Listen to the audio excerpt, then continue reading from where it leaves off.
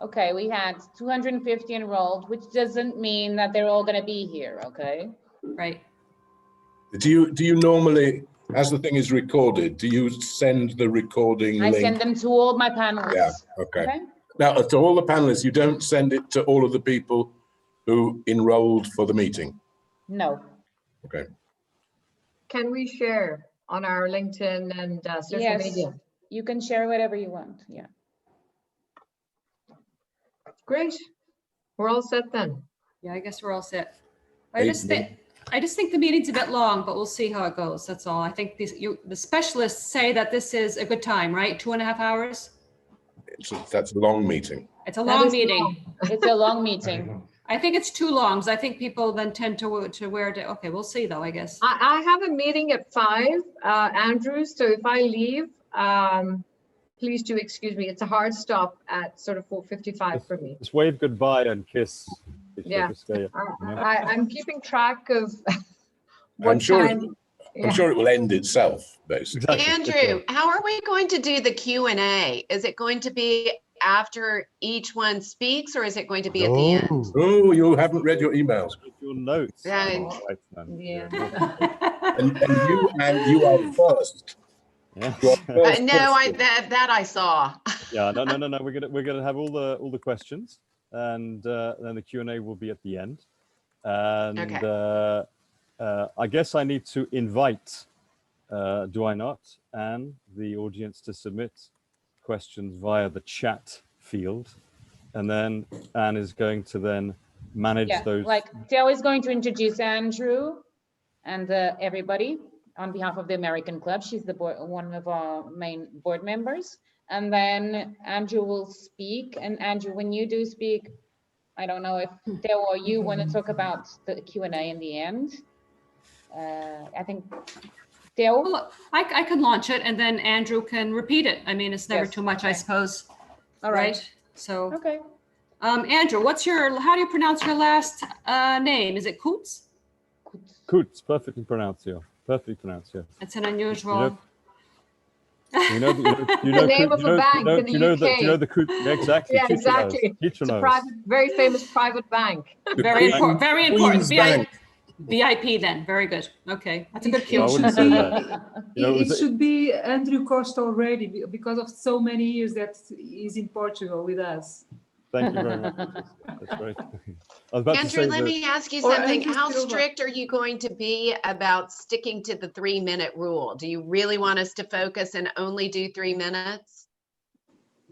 well, I say 3-ish. You know, between 3 and 4. 3 and 4 I is thought it fine. was 3 because it was 1 hour, but you say it's 2 Well, hours exactly. now. So if I allow 3, concluding the intro, we've got 15 questions. We have 5 speakers, and therefore that's 45 minutes. So which should mean that within an hour, we're concluded on my questions to you, and therefore And we should then have an hour of audience questions via the chat. That's the structure. So we've got a bit of structure. Fantastic. Okay. A bit of structure, isn't it? I'm a And bit boring. 3 minutes is a long time. Yeah, exactly. For a question. Yeah. But David's quite chatty, I think. I think he's got quite a lot to say, I sense. David? I don't know what you've been hearing. No. I gather you're very succinct. No. Listen, I've not met anybody that's on here. So Hi, David. Introduce Hi, yourself. David. Citra here. Hello, David. Hi. Hi, David. That's where these webinar things are actually so lovely, because I haven't met quite a few people, and some of you guys I've not, I haven't seen for many years. So I think it's great. You know, it's perverse actually that in this world we're coming together virtually. You know, I haven't seen Chitra for many years, so it's fantastic. Very nice. Very nice. We haven't seen each other face to face probably for some years, but yeah, we've been on a couple of Zoom calls or whatever. Yeah. is I remember everybody being on based in Lisbon here, or? Yes. Out with Cascais, yes. Yeah. Except for Anne. Anne's in Dallas. I'm in Dallas. Well, I'm in Dallas only for 5 more days. Oh, you are. Very nice. Yes. Very nice, Anne. So when are you Yeah, coming back? I was telling everyone before you joined that I got caught in the crosshairs of 2 different time time changes. So I'm having a little bit of more than usual difficulty getting used to the fuso horário. Okay. Now you speak in Portuguese. Fuso horário. Yeah. Yes. I Yes. can't even think of that word in English. Jet lag. Time Jet change. lag, jet lag. Jet lag, time change. I don't Yeah, know. jet lag probably is best.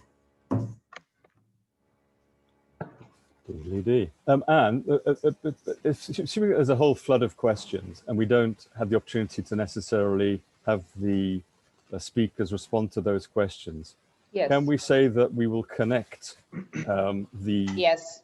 We can, good. Tomorrow I will give you everybody's emails and I'll give. Okay, don't worry. Yeah, I think that's a very good point, is that people can sort of brainstorm today, and then if they have personalized issues, they talk to whoever they think is best. Yes. Yep. So I think that's very useful. And even maybe somebody who isn't here, because we don't have anybody on legal or tax. If you remember the last one, Andrew, there was a whole load of questions from the United States about tax. There was, yeah, there was. That's Yes. very, very true. Which none of us are in a position to properly answer. Yeah, yeah. Oh, I thought we were having someone that dealt with that. Yeah, with Yes. fiscal issues and and golden visas and stuff. We don't. Oh, what a shame, because there's the member of the club that's a specialist in taxes between US and Portugal. Is it there, Anne? We have three. So that problem solved. Your question will be referred to the expert at the American Club. We have three actually in the club. You can auction the opportunity to respond and raise funds for the club. There we go. From a visa perspective, I can answer. Yeah, me too. 99% And Chitra as well. questions. And Patricia. It's 95% of our business is the visa, so it's mainly what we deal in. So I can answer most.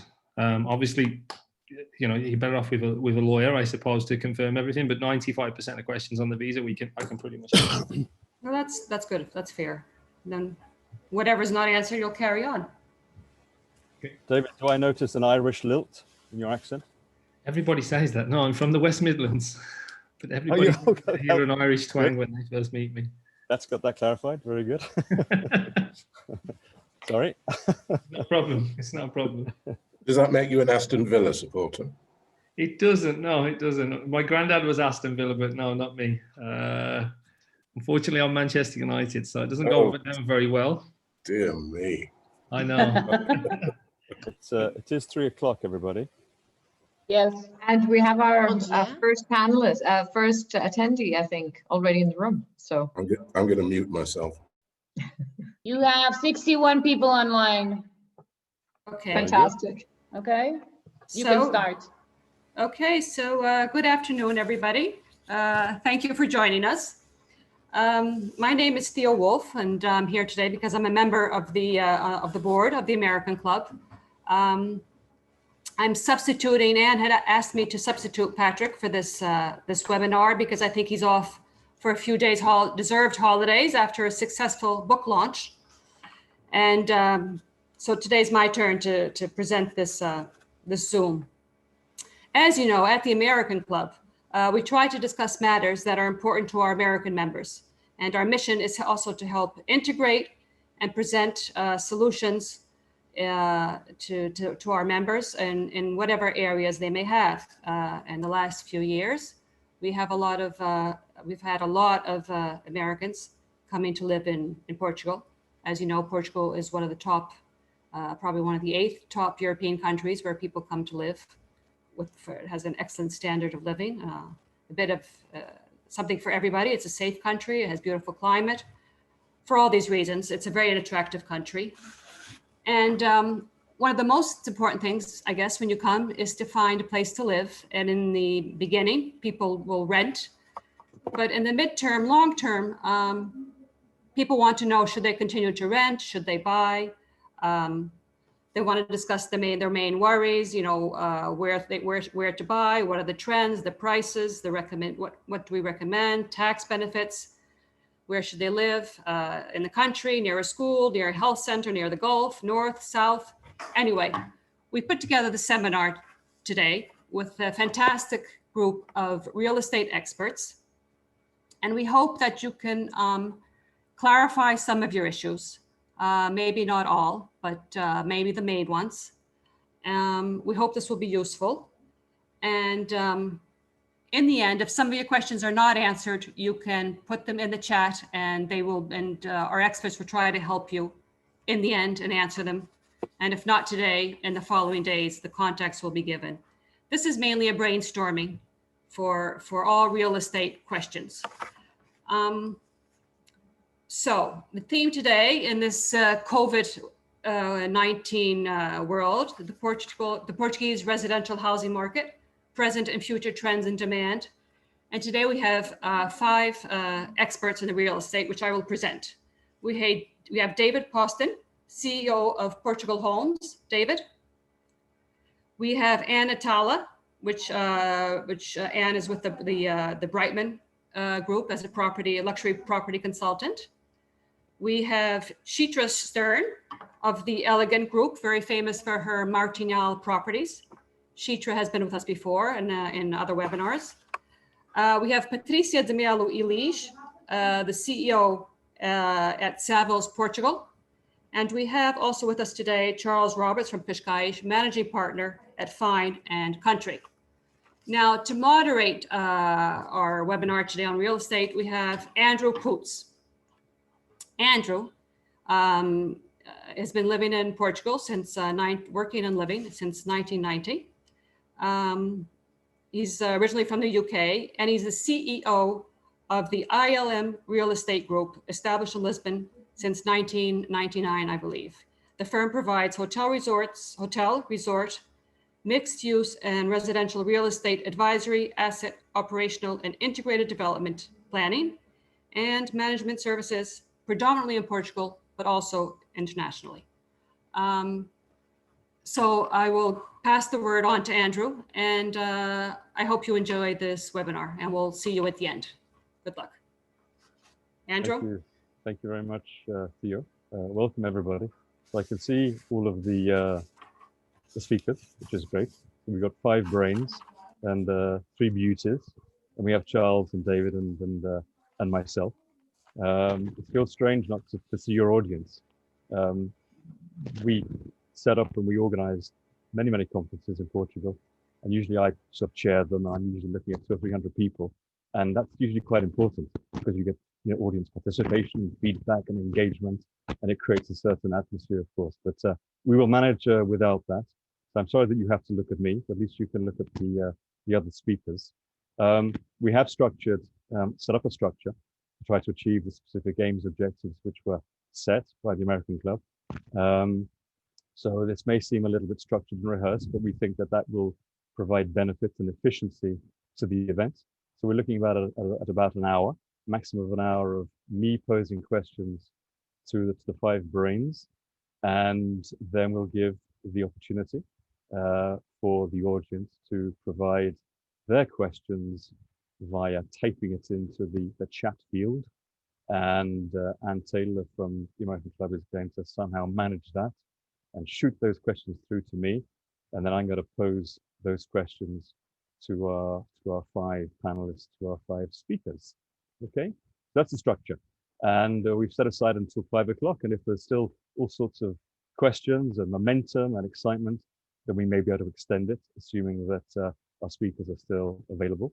And if, as we've said, as Theo said, if it's not possible to conclude the event with everybody being satisfied, then there will be communication after the event by the American Club to the audience. Okay, so my backdrop is the resort that we manage in the Algarve. It's called Val das Oliveiras, which, if your Portuguese is not great, means Valley of the olive trees. And actually, I'm sitting beneath an olive tree. So there's a little bit of a cultural and arboreal introduction to Portugal. And it's 23 degrees, the light breeze. And this is what life is like in Portugal. So I really can recommend it. And that's why I've been mostly living and working here since July the 23rd, 1990. So yeah, that says it all. Okay, let's now engage with our speakers. So we're going to have ladies first, of course. So it's Anne from Austin in Texas. Anne, you're still muted, so get ready to unmute. Okay, Anne. Oh no, that's not a good start. Anne, you're still muted. There. We go, there she is. Wow. I'm real. That's what we call a false start. So Anne, question. I'd like you to tell the audience what you consider, in your experience, are the key differences between the US and the Portuguese real estate markets. And you have 3 minutes starting now.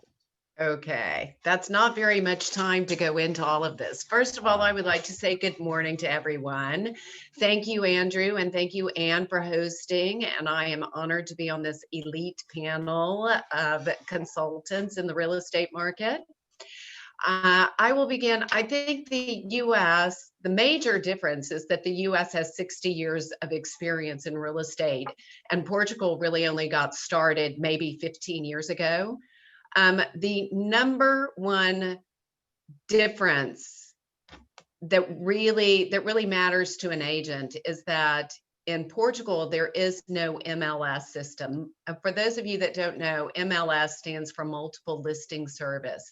And it's a giant database that provides data about properties for sale and records of the selling price on all properties. An MLS allows brokers to see one another's listings of properties for sale with the goal of connecting home buyers to sellers. The listings are all exclusive to, and the contracts are standard. The listings in Portugal are rarely exclusive, and this creates a lot of confusion and lack of service on the agent side because the likelihood of closing is much more remote and the competition for these listings is fierce. There is very little transparency in selling prices. The non-exclusive contracts create multiple listings of the same properties, and there's very often enormous gaps between asking and selling prices. In Portugal, you generally have 5% on residential sales. This commission is split 2.5 on the buyer side and 2.5 on the seller side. And oftentimes there's a third party involved, i.e. the doorman or the gardener or a friend who is given a chunk of the commission for having done nothing more than passed on a name.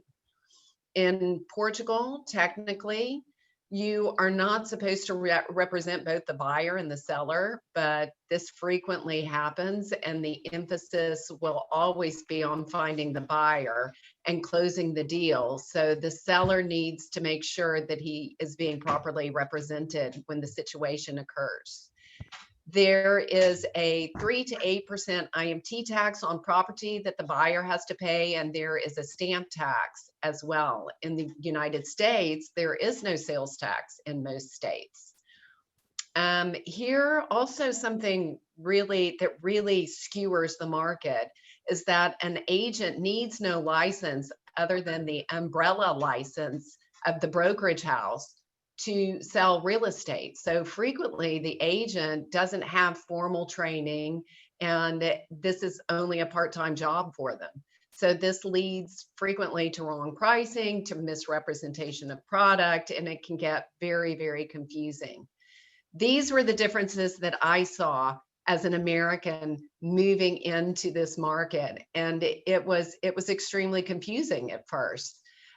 Culturally, the Portuguese oftentimes don't want to reveal that they are selling their properties. So this, on the real estate broker side, makes it very complicated to market the property.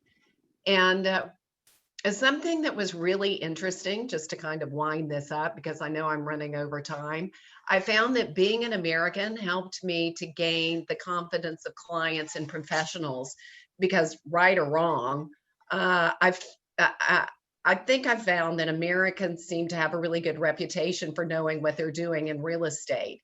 And this has catapulted my company and has led to a tremendous fast growth, opening up opportunities that I don't think Brightman Group would have had in other markets. A positive end to your tale then, Dan. That's good. It sounds as though the consumer, the buyer in Portugal could actually benefit from this competition. You mustn't comment back because we can't start chatting now. It's only later. We're going to move, if we may, to Patricia. Okay, Patricia. We must touch upon the subject of COVID, audience. I'm afraid, obviously, because it's somewhat prominent in our lives and in our minds. So it'd be inappropriate to not talk about COVID. So I want to ask Patricia, how is COVID impacting what I call buying patterns, and how are local developers, Portuguese developers, reacting to and adapting to these changes? So we have seen the increasing. Before that, good afternoon to everyone, and thank you for the invitation, for being here. It's a pleasure. Regarding the COVID, we understand that the patterns of living changed. I would say changed much in the last 7 months, but I believe that changed slightly if we look for the future. But we see actually, and in the third stage, we see international families, for example, moving from the city of Lisbon. It's one of the biggest examples, as you know, to the surroundings of Lisbon. We've been assisting on some intentions of moving for quiet places, or we know that we have a big community, international community in Cascais already, but we also have many people living in the city center as Amoreiras, as Vila Liberdade, and we see some intentions of having villas outside of Lisbon. But I don't see this trend as a radical change in the patterns of lifestyle. We are social human beings, and physical contact will remain as a need. But we understand some movements on the resorts, residential resorts that has been created. Something that in the beginning was an intention, a smooth intention, now is a strong intention, and there is a trust and confidence in create this kind of resorts as a different lifestyle approach. And also we need to understand that this trend will stay with us, but has a diversity on the patterns of life, because we know that cities will remain as a very interesting place.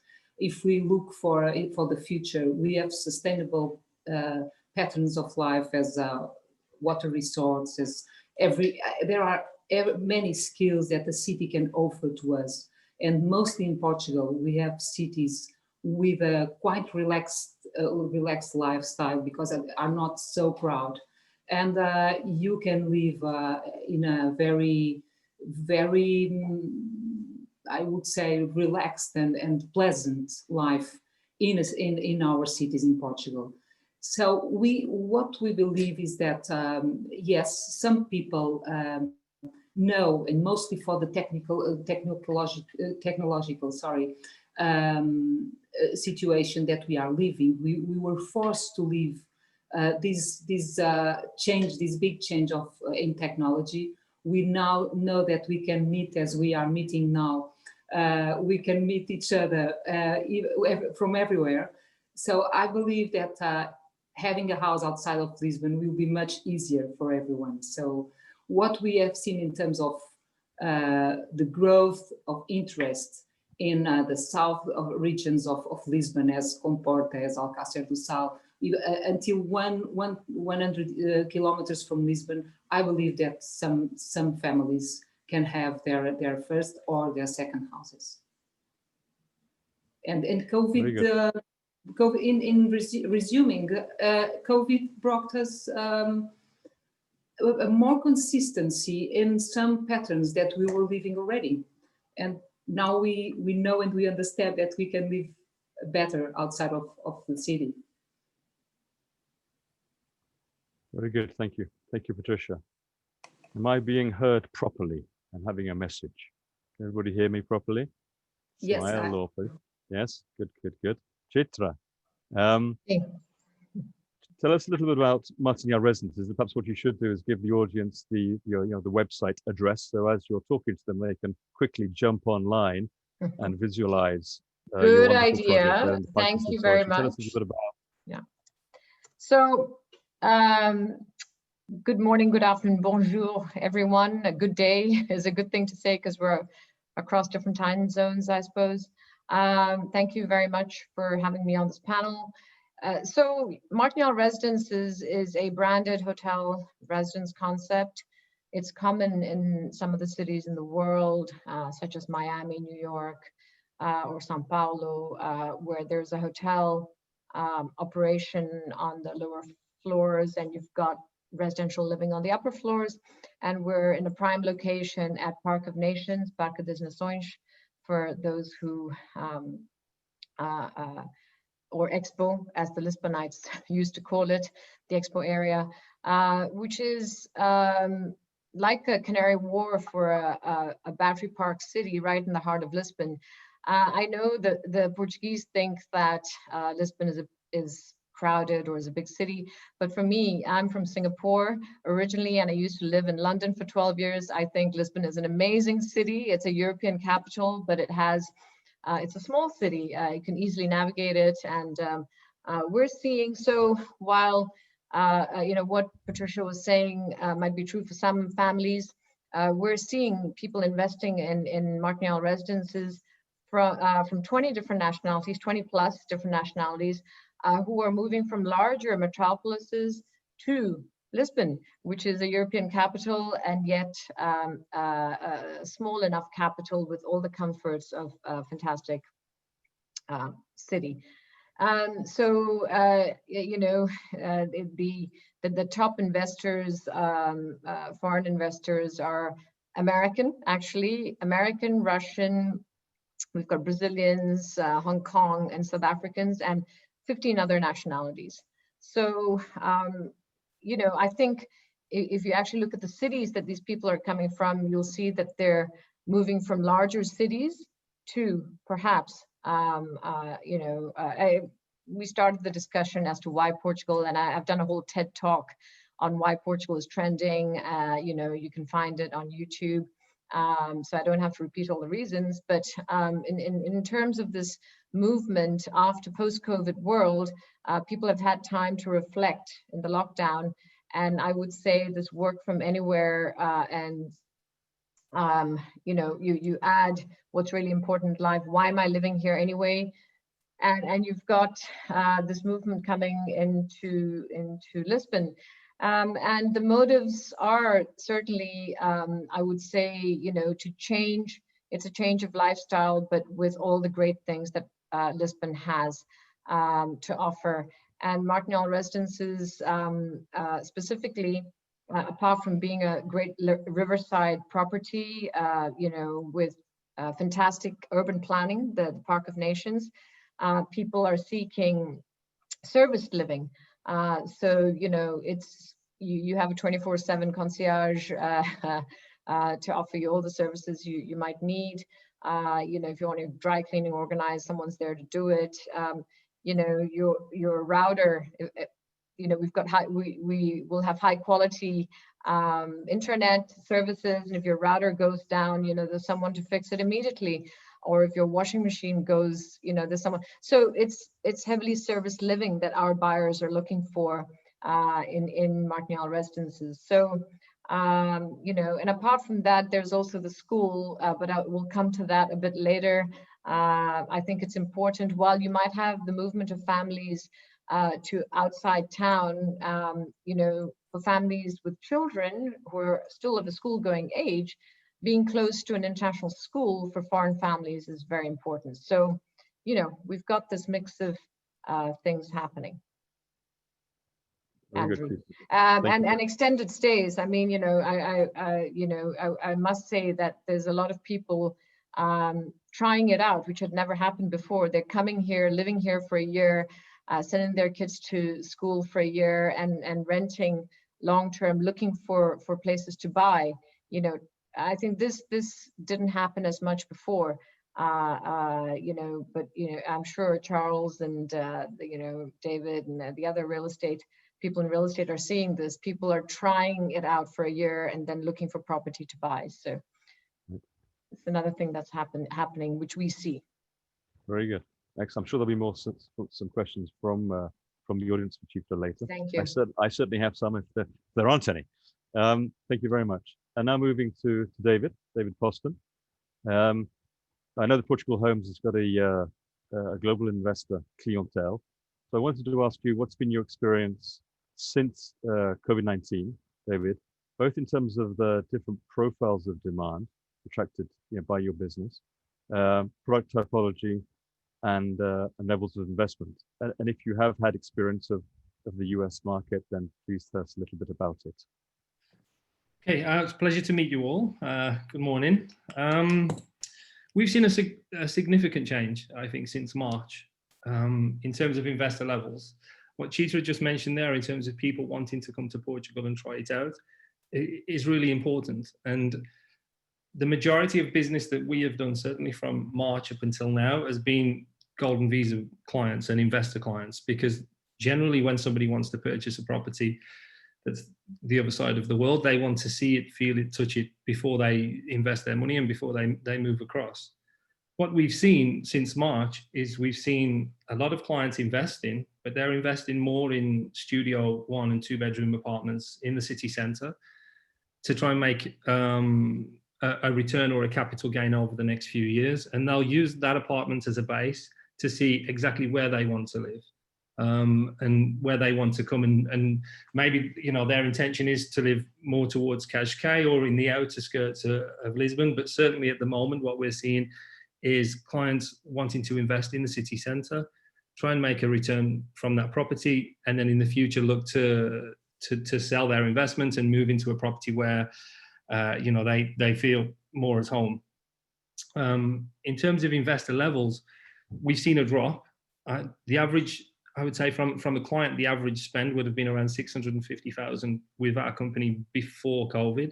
Since COVID, that's dropped to around the 400 mark. And what we're seeing is levels of investment more towards the 350 visa than the 500 visa. And I think it's more a case of people feel more comfortable investing in the cheaper visa bracket than the more expensive bracket, whilst they can't travel and physically come and see the property. We've seen good levels. I mean, in terms of business, we're up around 30-40% on last year's total sales. So for us, we've not really seen too much effect from COVID-19, but what we have seen is we've seen a drop in the amount of levels and the amount that people are spending. And certainly with US clients, our big clients last year were South Africa and Hong Kong. This year, we're seeing a huge increase in inquiries from the US. And not just certain areas, right the way across the country. We're seeing inquiries coming in from everywhere. And I would say we work in over 30 countries, and 40% of the inquiries that we're getting now are from the US. So it's going to become a really big market in Portugal over the next 2, 3, 4 years. And one thing that, what I've noticed over the years to come, without putting something out there that's completely across the nation, is every country has a very different way of how they like to proceed with a purchase. And touching on what Anne said earlier regarding clients from the US, they are more particular in terms of what they request. Like the majority of clients that buy in Portugal don't even request a survey, but I've never come across a US client yet that will purchase without a survey. So there's little things that are different, and they do things in a different way. And I think that there's some real estates certainly in Lisbon, probably the rest of Portugal, that will need to adapt more towards a US client than the clients that they're used to. But yeah, for us personally as a business, we've not seen that much of an impact from COVID-19. We've seen the amounts that's been invested drop, but in terms of numbers, we've actually done more business this year than last year. But it is investment numbers. It's not relocation clients. It's clients looking for an investment and hopefully a return, in the future. Very good. Good overview. Thank you very much, David. And to Charles Roberts, who I've known for many, many, many years, all my years in Portugal. So We enjoy our webinars together, Charles and I. So vis-a-vis, Charles, your own geography that your license, the Find a Country license, covers, which you'll explain to the audience. Have you seen the growth in the US market? And if so, is that area specific or area and profile of US inquiry or buyer specific? Okay. Good morning, everybody. As Andrew said, my name is Charles Roberts. I'm managing partner of a real estate agency dealing in the higher end of the market in Portugal. I have been here for 35 years. I'm British. And before I answer Andrew's questions, I just want to put a few facts right in relation to some of the things that Anne mentioned at the beginning. Anne was quite right. There is no multi-listing system here in Portugal. In fact, it's only very recently that a multi-listing system has even existed in parts of the UK. It exists in London now, but it doesn't exist in all parts of the UK. We have to be fully licensed by the government. We have to have professional liability insurance. We are sending our staff on courses continuously in relation to aspects of real estate sales, money laundering, etc. Patricia would be able to confirm this, as she is Savills.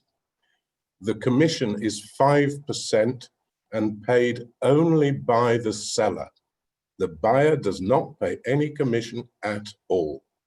And if a buyer has been asked to pay a commission, then that simply should not happen. And from that 5%, I pay the doorman who introduced the client. So it's not on top of the 5%.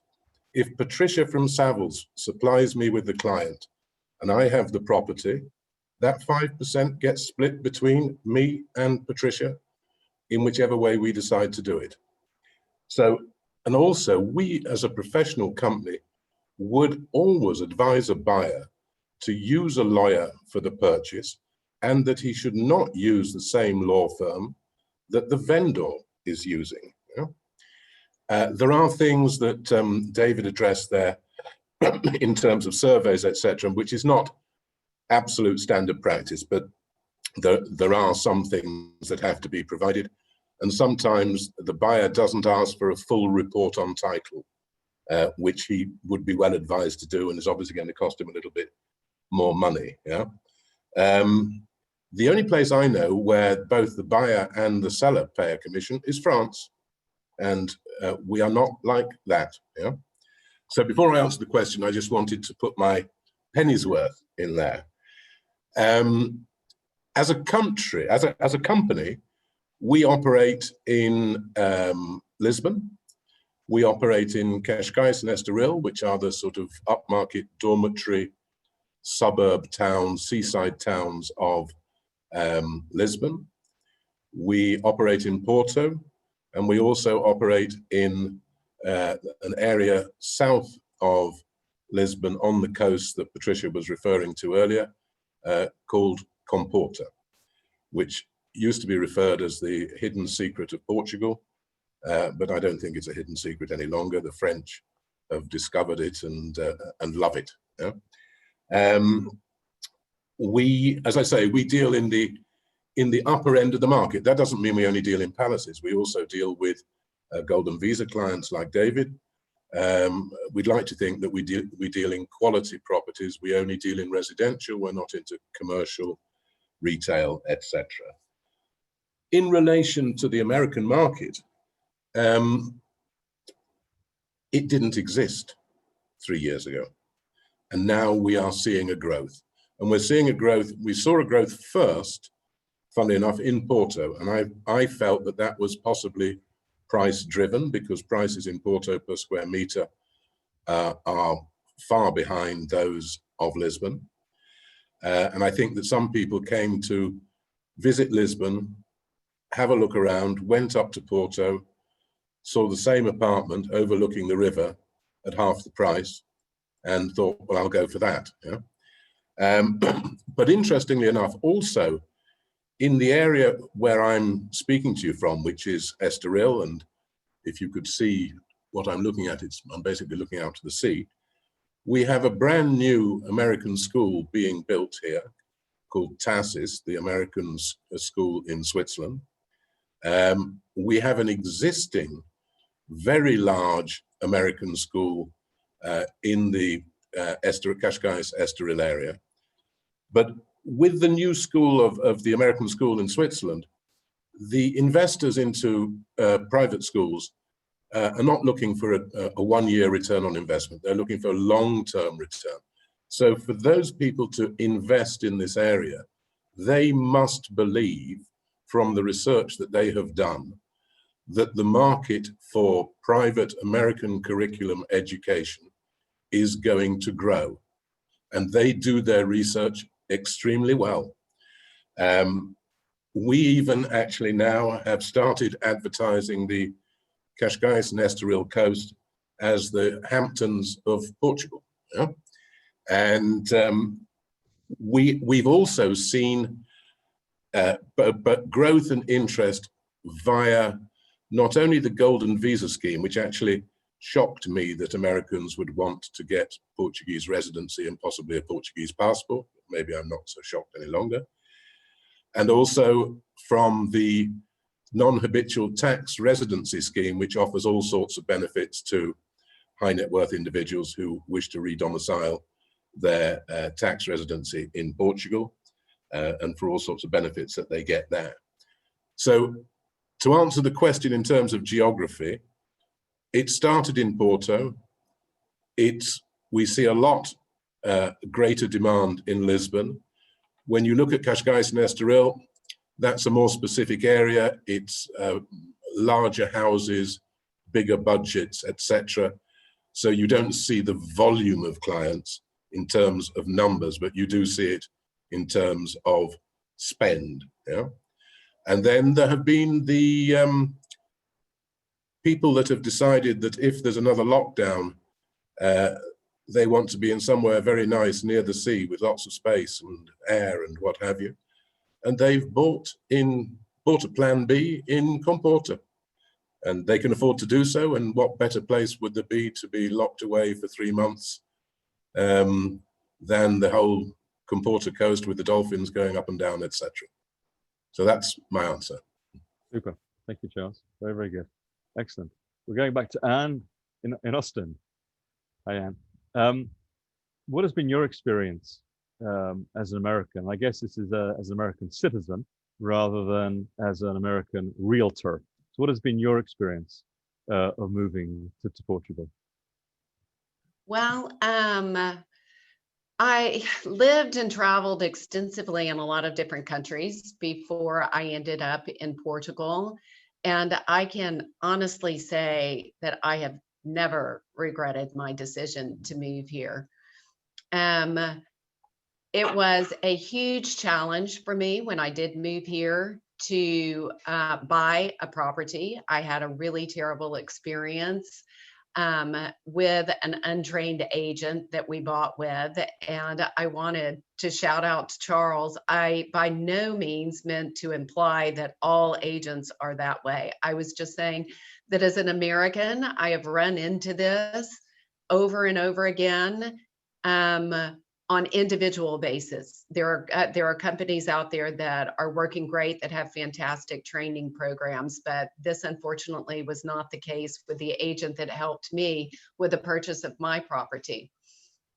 She really didn't know anything about real estate, and it was extremely complicated, and the process that should have taken a month ended up taking a year.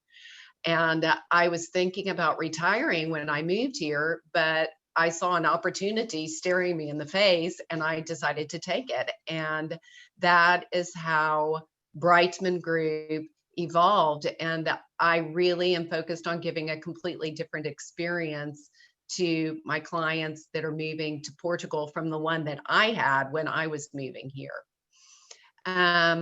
It was also very confusing when I first moved here because I thought I spoke Portuguese, but I had learned my Portuguese in Brazil.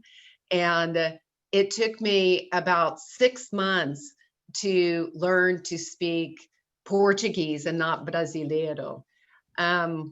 I also found that being an American helped me to gain the confidence of my clients and of other professionals. Because right or wrong, I found that Americans do have a good reputation for knowing what they're doing in real estate, and this has helped a lot.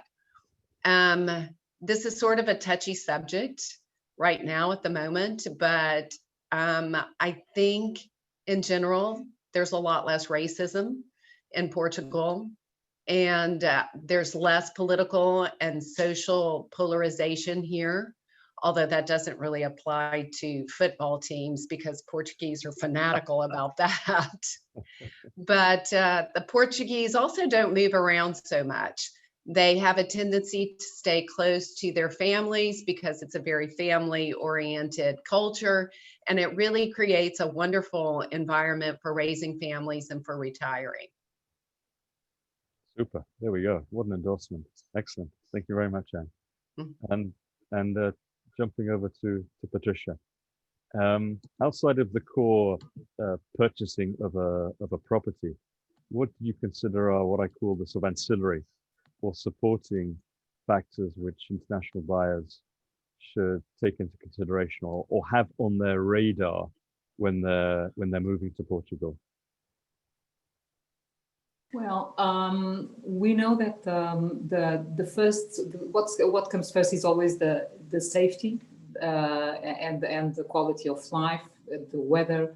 That are always in minds, I think already in mind of every international people that look for Portugal. But also we can offer such different things, the great diversity of experience in its many different regions and environments that we have in Portugal. We can find different lifestyles in north of Portugal, in the interior of Portugal, or in Algarve or in Lisbon. And we are small, but also very diversified. In looking for the sense of the variety of experiences is very interesting, because sometimes in looking for big cities internationally, we see sometimes people living too close and quite individually on their lives. And Portugal is still one of the countries with more open life outside of socially. It's very interesting. But also among the natural situations, and we have also things that we created in the last decade. We actually understood how good we are hosting people, how good we are receiving people to live in Portugal.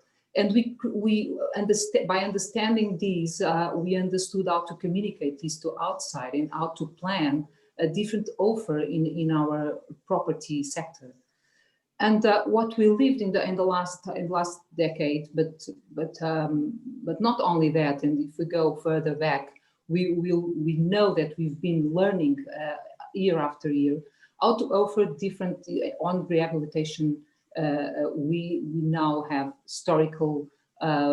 great historical buildings in the city center, but we also have great resorts, as I mentioned before, or a luxury condominium outside of Lisbon, or and we know that it's 20 or half an hour away from the city center. This is a very quality of life. We keep hearing about other cities where we know that people spend 1 or 2 hours to arrive to the center of a city.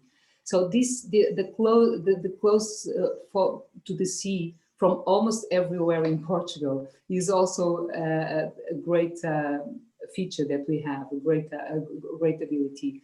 But we also create the other situations that I think international people often look for. That is healthcare services, for example. We've been increasingly creating different health systems, and health facilities are showing their strength, even in mostly in these times of COVID. We showed our strength we can be answering to the requests. Let's hope that we maintain like this. And also in the study and education, for example, we create in the last 10 years, many international schools were created in Portugal. we know that in the past we had the American School, the St. Julian's, St. Dominic's, and not more than that. Now we have different, and Charles just mentioned a new one in Cascais. So all these facilities and support of life that we can find in Portugal are really important to establish what is our natural capacity of receiving foreigners. And in the end in the top of the cake, we have seen increasingly big brands, big companies establishing in Portugal and providing opportunities to work. Google is a very good example of that, but we have another ones, as I believe you all know. So just a final point that we just had the recognition of being in Lisbon the best place to study. So it's quite important when we are recognized like this. It's quite prestigious, but we know that we've been having recognitions for several times in the last few years. Excellent, very good overview, Tricia. Thank you very much. Andrew, just don't want to take too long, sorry, but I remember another interesting one is the rentability on the assets that we can have looking for the property. If we know our investors are with their eyes on Portugal. In this situation that we are living, they kept their eyes on Portugal. Porto increased the number of investment, the percentage of investment in the last 6 months, which is quite amazing. So I believe also for that point, for rentability, we know that we've been proving being quite resilient. Very good. Rentability is investment return, just in case you didn't fully understand. We're now going to have our last question on the horrible COVID subject, which Charles is going to cover. Just from your perspective, Charles, how has COVID affected prices and or sales volumes in the markets which your company serves? Well, I can be much shorter in this answer than in the previous one. And I just want to also apologize to Chitra that I didn't mention international schools in Parc des Nações, but I'm sure that you are going to do so in a very short time indeed. The short answer basically is no, there has been zero effect on prices. I have seen no drop in prices whatsoever due to COVID. But yes, it has had an effect on sales. Why has it had an effect on sales? It's basically because, as David said earlier, in 99% of cases, your client needs to be here to experience the property, see the property, sign on the dotted line, etc. And we have been dealing with a lot of people who are pretty certain what they want, but they cannot get over here and have not been able to get over here for a number of months. So that does make it more difficult to get deals across the line. Yeah? So we have probably done less deals, but actually more volume, because the volume that our sales have been of a higher volume, but the number of sales have been less. Yeah? Which is a sort of opposite to what David was saying, was he's got a greater number of sales, but at a lower level. But maybe that's just the difference in the markets in which we primarily operate. Also, the other thing of trying to buy something remotely with the type of properties that we normally sell, with the way that the regulations are now in Portugal in terms of KYC, know your client. Yeah? When you want to buy a property here, you have to get a fiscal number, your tax number, you want to open a bank account, various other things. These things now are very, very strict. Yeah? I'm sure they've existed in the Americanized parts of the world for quite some time, but they're relatively new to Portugal. And you've got to come over here to go through that KYC process. Yeah? So that also makes it more difficult to get a deal totally closed, not because the person can't comply with the compliance requirements, but because he has to come over here to do various bits and pieces associated with that. So it's just more difficult. I don't see it getting any easier. I could give an example now. I had a client from Kuwait that wanted to buy a plot of land in Cascais for €1 million, committed to the purchase in March. Kuwait closed down for 3 or 4 months, including their banking system. She was unable to transfer the 1 million to make the sale. And only yesterday did the money arrive in Portugal, which had to be transferred to a bank account of hers because it was a golden visa deal. So these things that basically make life a little bit more difficult, but hopefully justify our fee. Excellent. Well said. Well said. Thank you, Charles. And Charles almost gave the intro into Chitra. So the audience is going to think this is a loaded question, and Charles and I are siding with Chitra and her school. So Chitra, tell us how important you think an international school is to give confidence to real estate buyers, to investors, both private investors that are not going to occupy, as well as those that are actually considering relocating to our lovely Lisbon. And other areas of the country. And other areas. So listen, Andrew, thank you, Charles, for making the intro to me and for me. And in fact, what you said before is so absolutely true. So first of all, people might think I'm originally Goan or Mozambican, and that's why I'm here. I'm originally Singaporean of Indian origin, but not Goan in origin. My parents actually from South India. I moved to London. I'm a Londoner as well. I have a British passport, and my husband is from Zurich, Switzerland. And we moved to Portugal in 2001. And we've been developers here for nearly 20 years now. And I've had 4 children born here. So, you know, and they've been to the international school down in the Algarve first, which is today Nobel, which is quite close to you, Andrew. And now we moved to the Lisbon area in 2016, and I moved my kids to the American school, the Carlucci American International School of Lisbon, which Charles did refer to earlier, and is one of the members of the American Club, long-standing American school here. And Charles is indeed right, TASIS, whichever accent you choose to adopt, the American school in Switzerland just opened this year.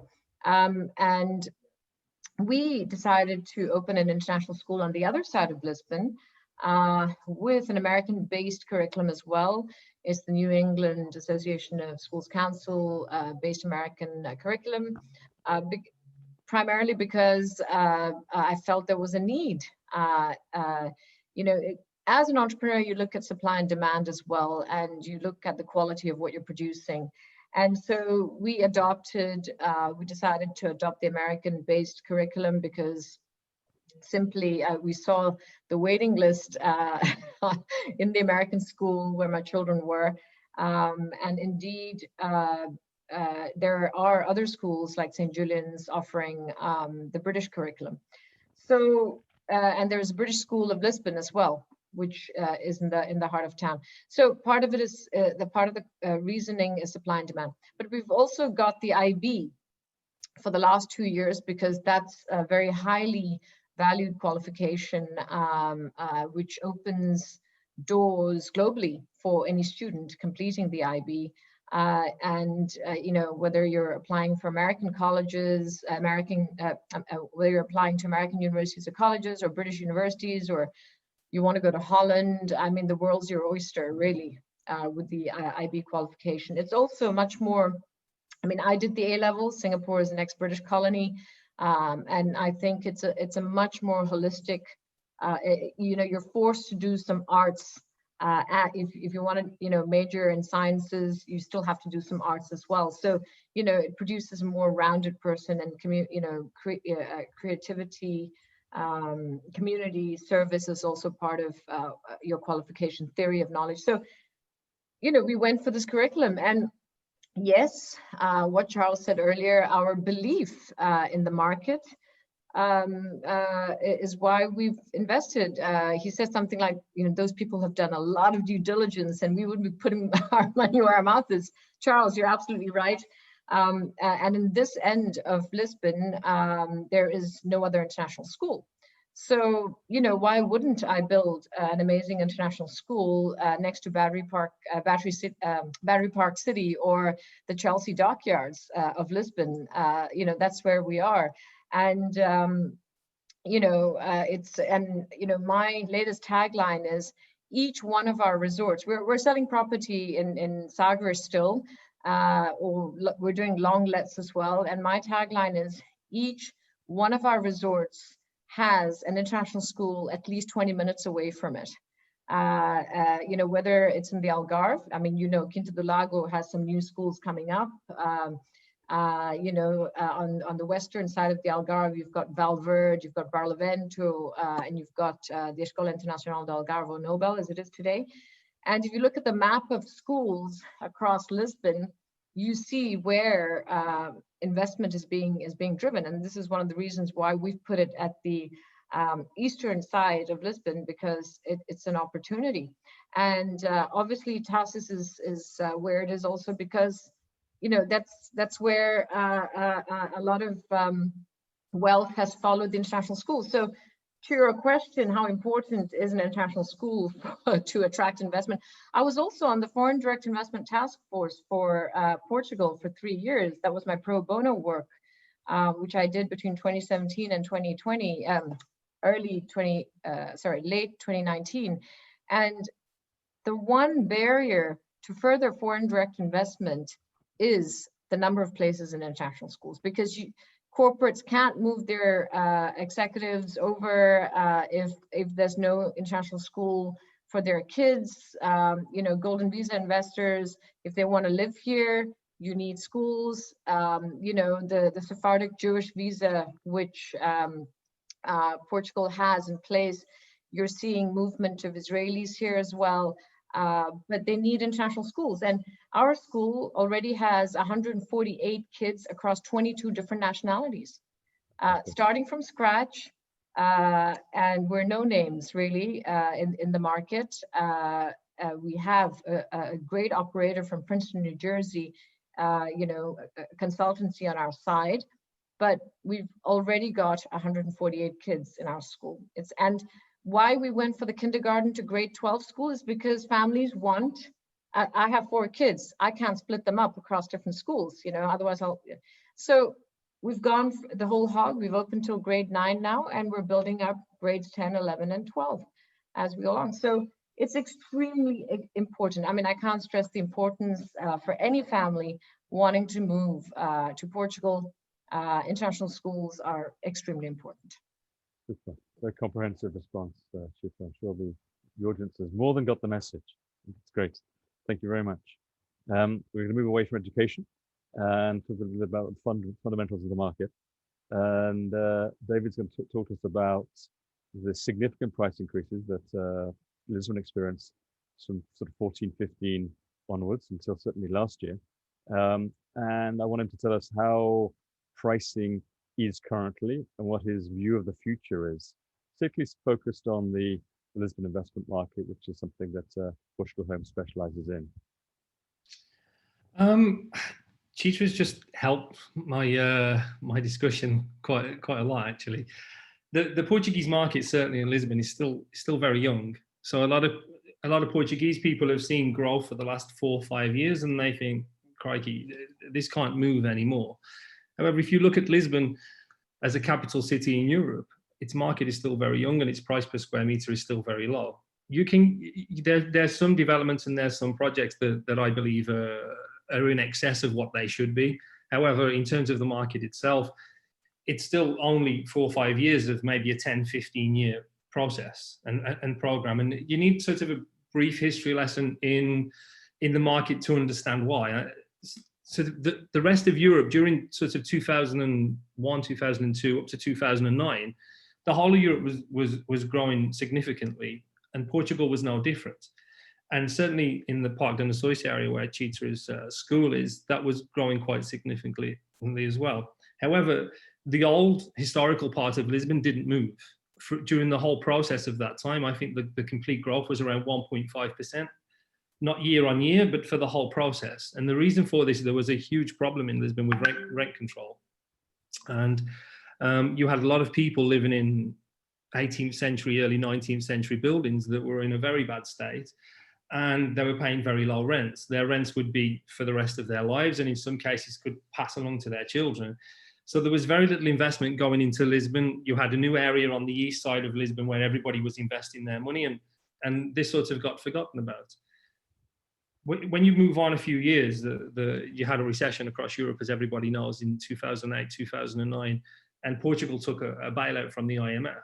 And one of the decisions they decided to make was to remove rent control from the city centre. And it was sort of a 5-year plan. So we've only really started to see that fruition from 2014, 2015. We started to see buildings become vacant. People could invest money into them, they could renovate them, and the market started to pick up from there. We're still very young. We have to understand the likes of Madrid, the likes of Paris, London, Berlin, these countries, these capital cities have been growing for 10, 15, 20, 30 years.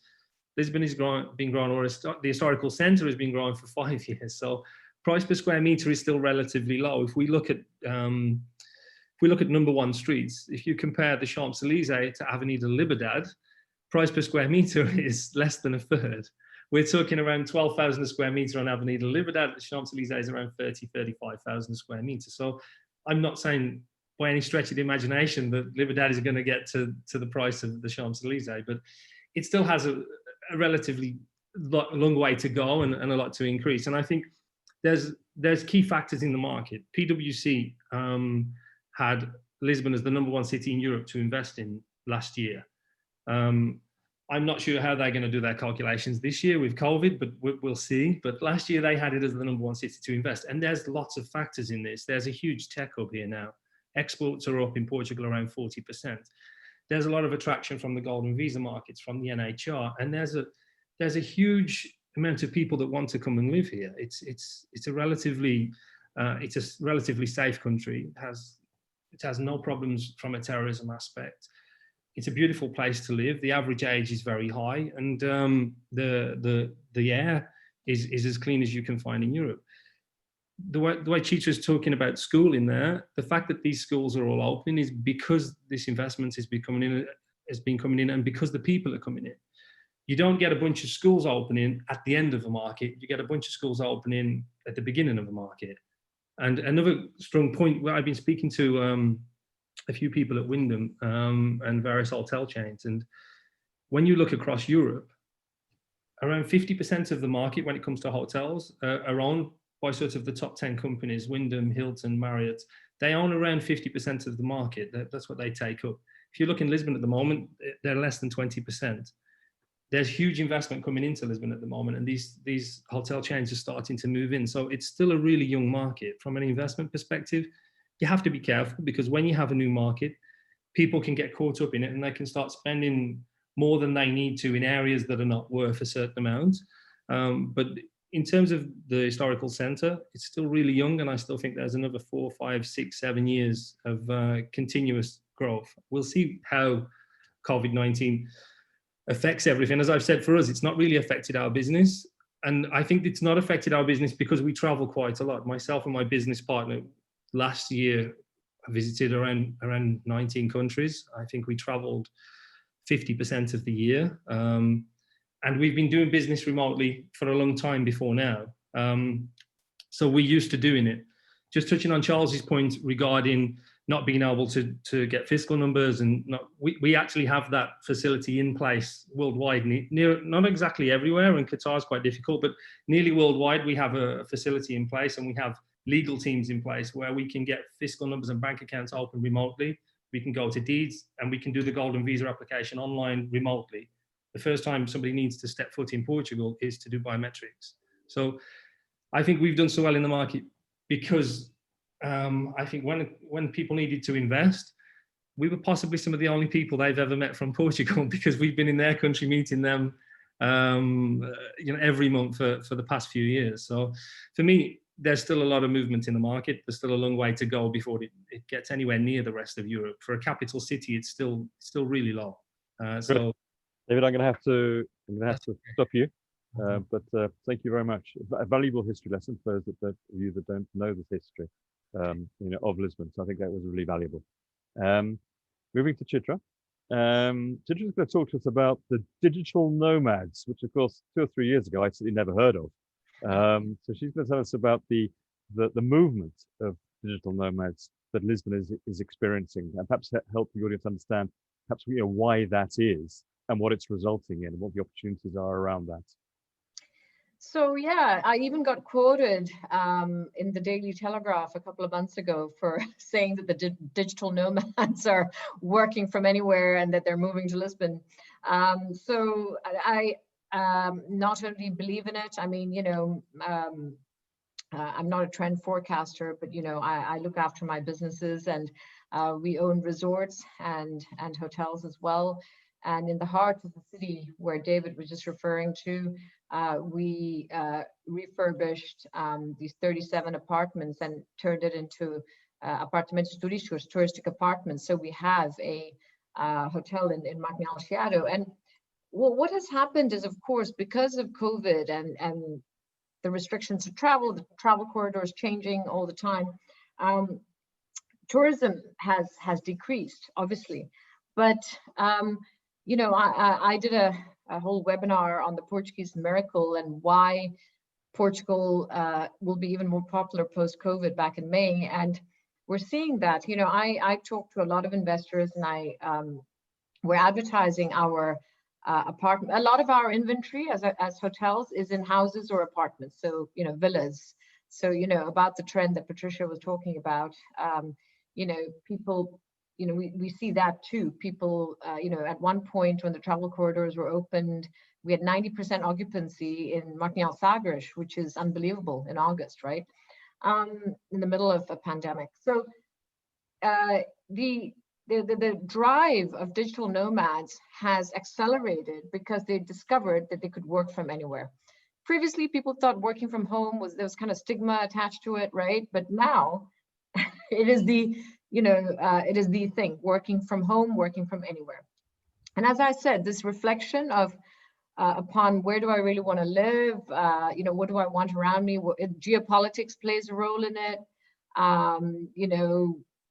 The wildfires in California. I was talking to a client who's moved here for a year because of the wildfires in California.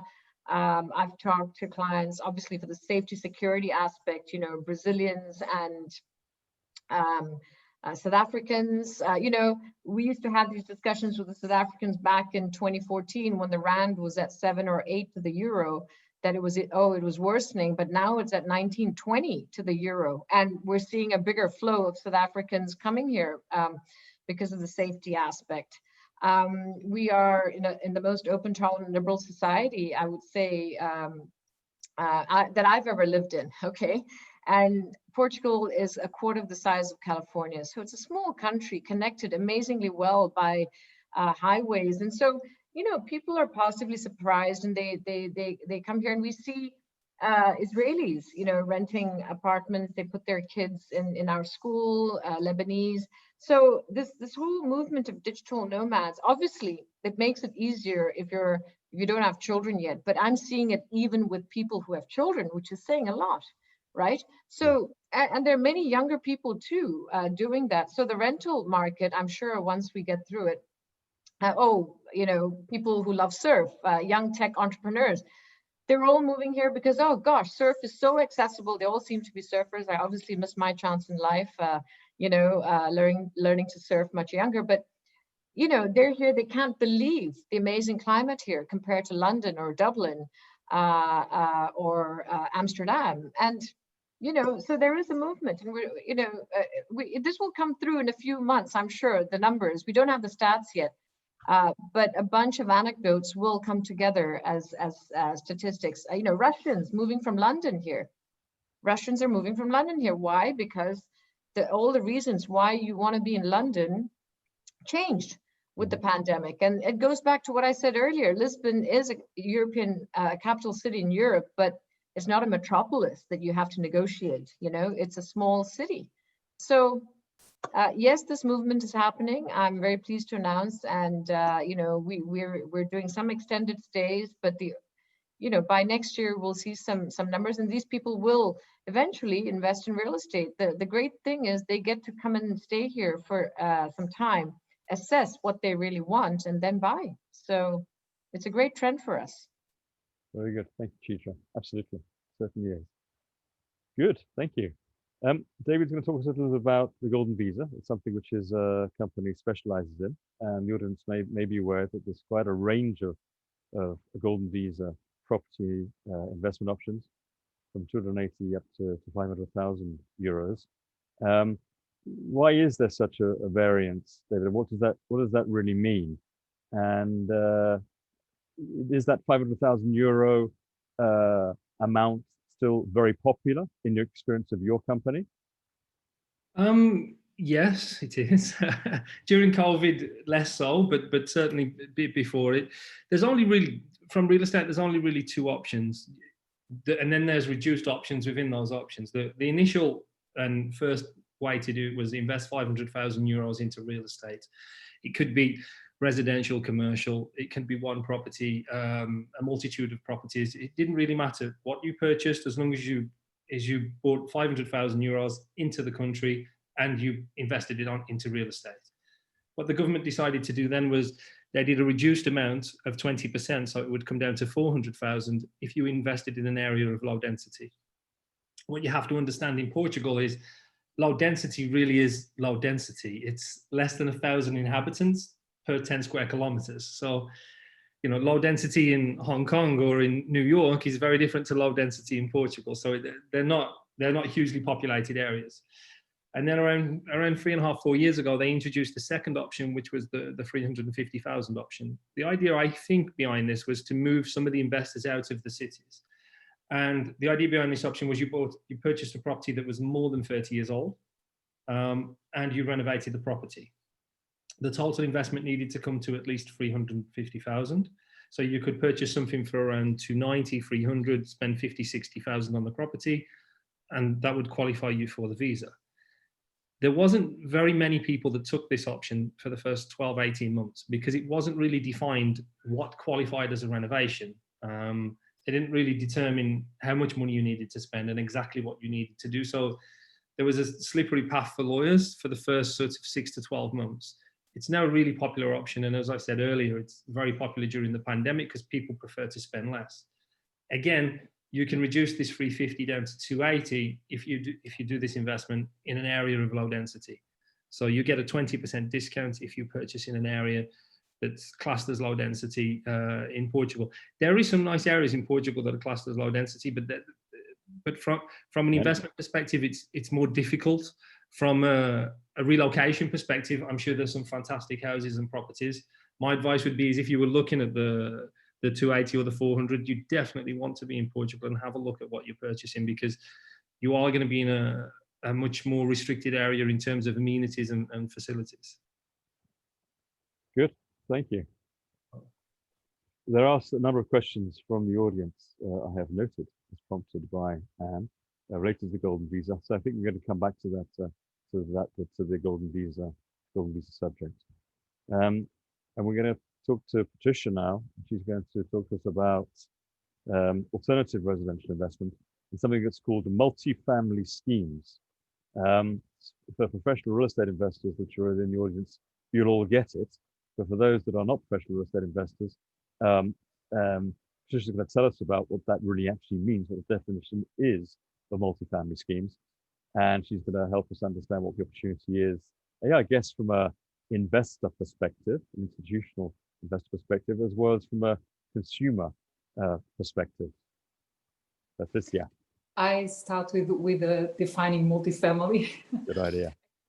And talking with Americans, it's something that the mean, or the starting mean for several years, or for many years ago, for multifamily is as simple as a number of properties, a group of properties in a building or in a condominium, in a rental scheme, so properties for rent.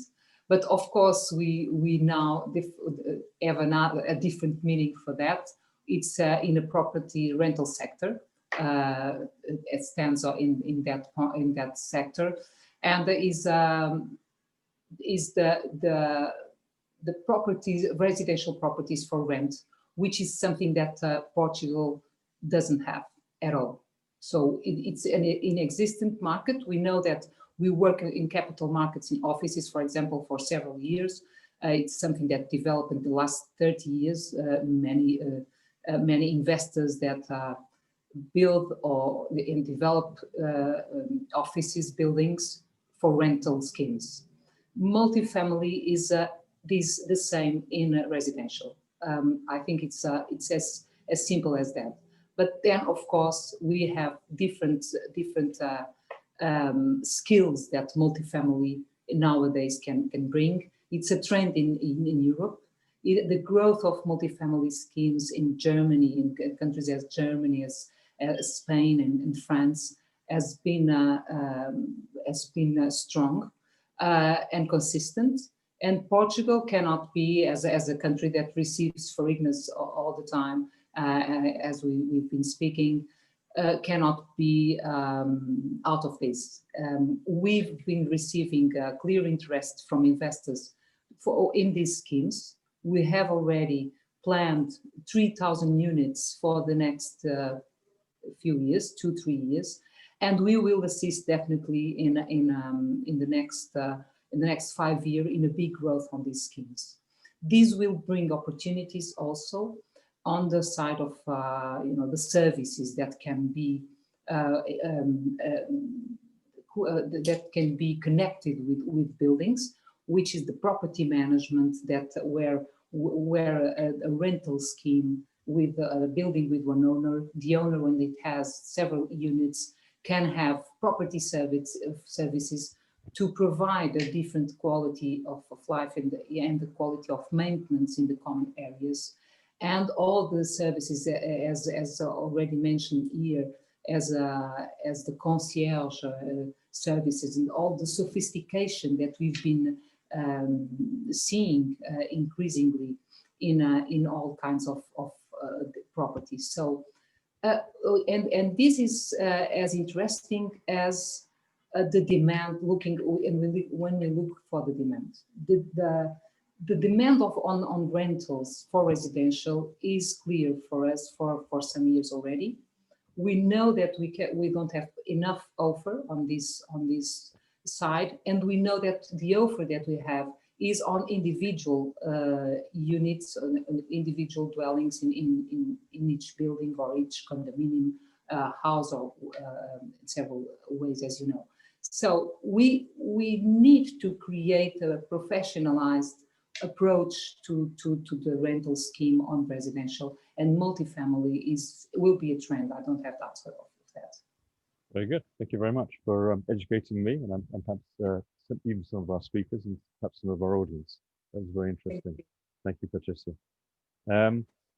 Charles, in your experience of the US market, in your various geographies, are there specific requirements that the different profiles of the US market demand are looking for when considering buying property in Portugal?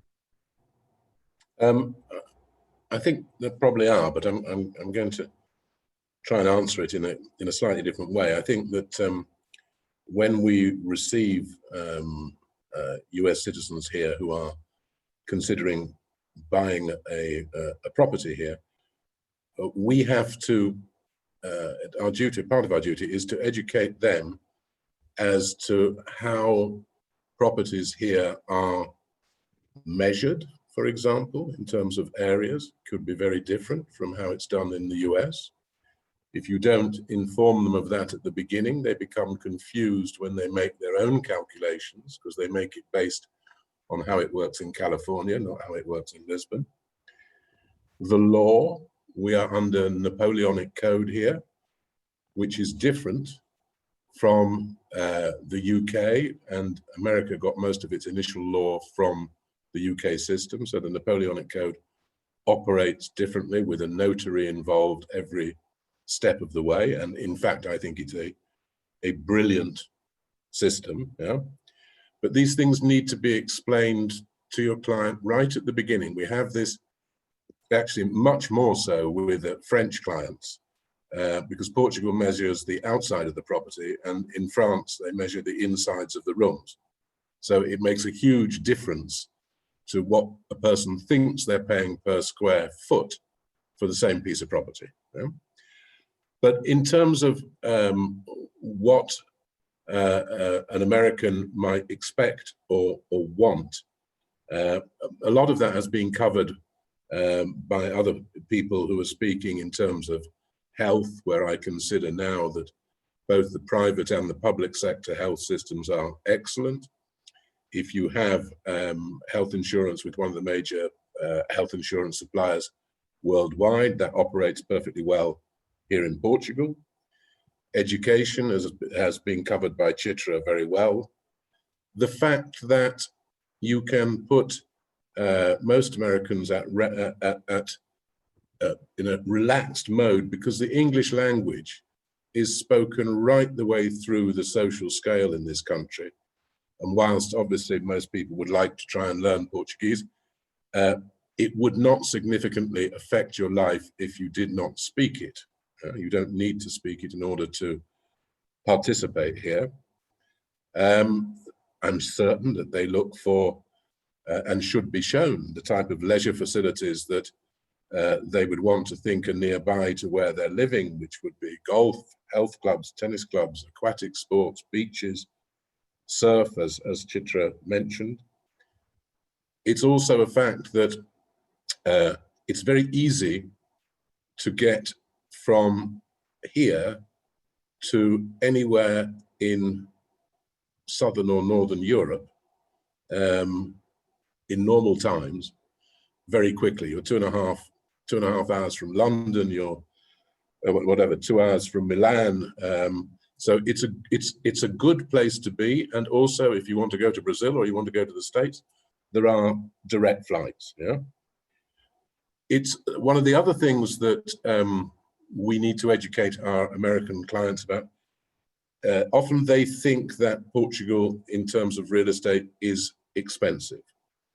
The first thing that we have to get across is that the building techniques in Portugal are very different from the majority of the building techniques in the USA, where you'll get houses in Florida built of wood. Yeah? Here it is an expensive build, so it's different, and it's just a matter of education.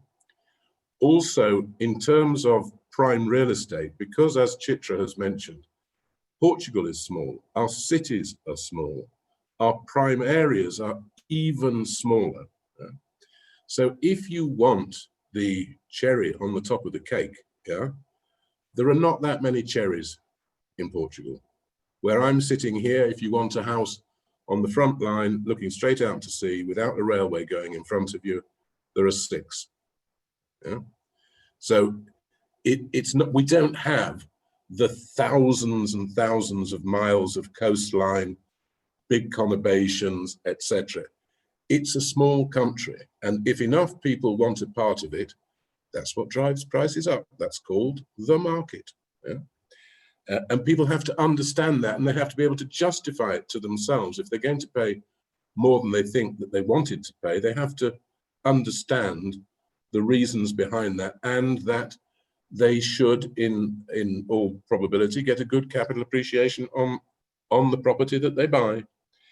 So I think an American client will want all the things that most clients who are coming here either to live permanently or to have a second home would want, regardless of where they come from. And that would include other things that were mentioned. The weather here is good. We have a very low crime rate.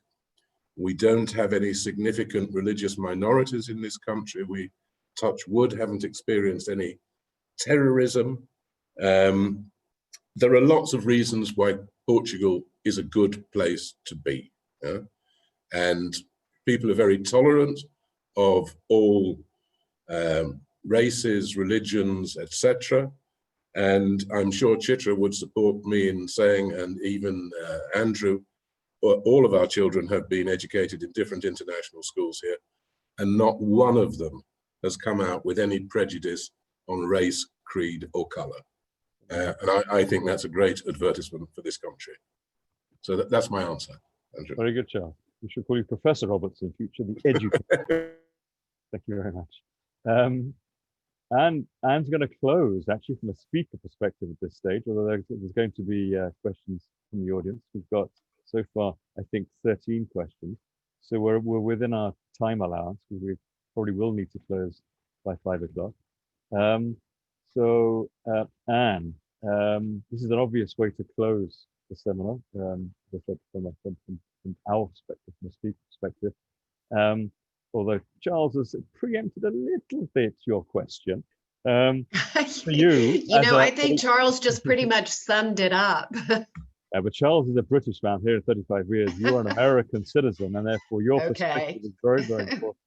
Okay, so tell us, for you, an American citizen, not as a realtor, what makes Portugal so special from your perspective? Well, yeah, Charles did sum it up beautifully. So did Chitra and Patricia and David. But just briefly to recap what they said, the Golden Visa program is incredibly attractive. The affordable lifestyle is amazing, great quality life, good price ratio. There is so much to do here: surfing, museums, hiking, etc., golf courses, the great affordable quality healthcare, great climate. It's actually been compared quite often with California. We have a stable economy. So I know you all have heard this over and over again. Why do I choose Portugal? Why did I come here? I think the number one reason is the well-being I have in this country. It's just incredibly beautiful. It's ancient. It's different from life in America. And I wake up every day and I feel so blessed to be here. And I feel welcomed by the Portuguese. I feel like I'm an integral part of the expat community, and it was really easy to make friends and meet people, open a business, and work here. And I am just so happy and grateful to be in Portugal. And I feel like after so much moving around, I finally found my home. And my question really would be, why not Portugal? Beautifully said. Thank you very, very much.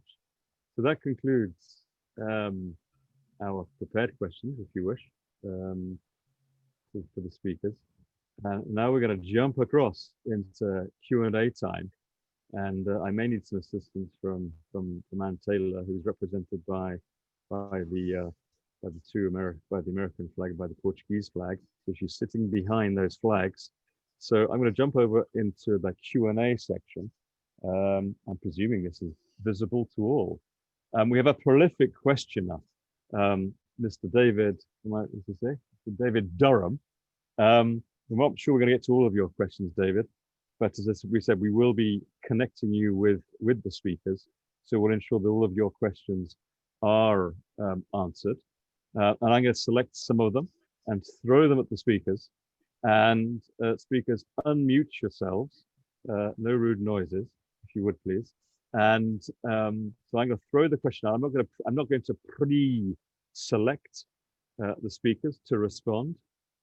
So just jump in if you feel qualified to respond to the questions. The first question was from David Durham. We are going to do this in order. So first come, first serve. So David asked the question. There's no real way to move to Portugal from the US until post-COVID if you don't already have a residence visa, right? And I think that Chitra has indicated that Yeah, you'd like to? I tried to Well answer. done, Peter. Well done. Yeah, so there are other visas that Portugal's been working hard on. There's the D7, there's the startup visa, green visa, tech visa. I mean, there are other visas. You know, if you search up residence permits Portugal and you find a lawyer, there are other ways to become a resident here in Portugal.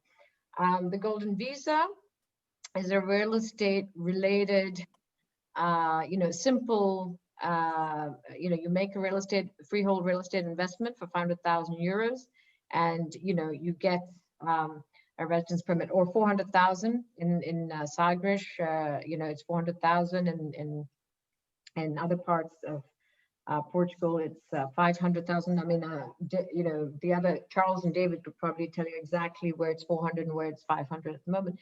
But there are other ways, so I would look into it. And the D7 is a very simple way. It's just not as much promoted because it's not to do with a real estate investment.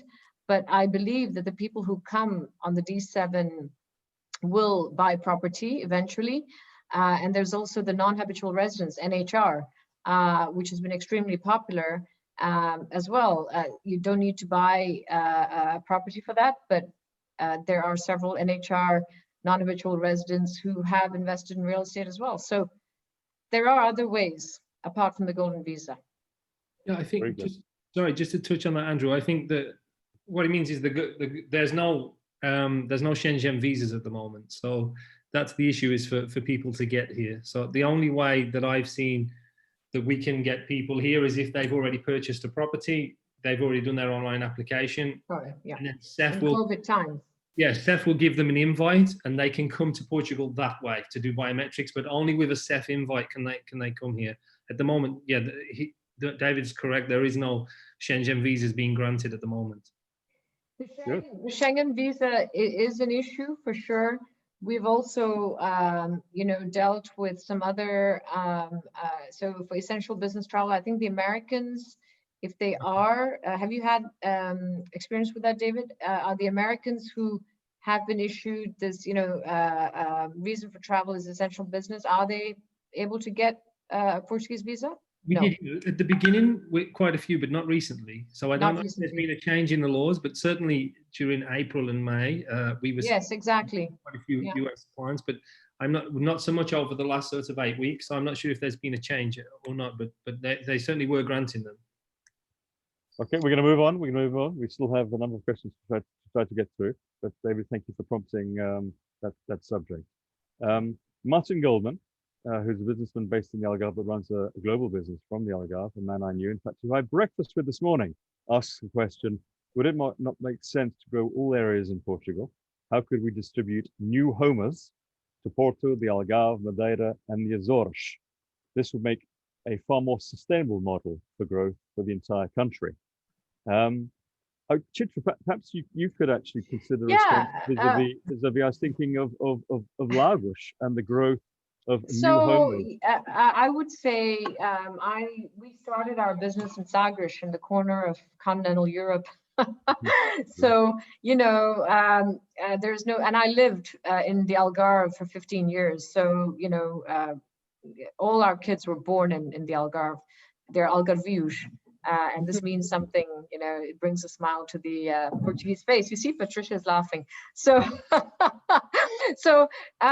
they completely agree with you, Martin. And I think the Portuguese government has done a lot to try to spread, that's why they came up with a lower amount for golden visa investments for certain regions.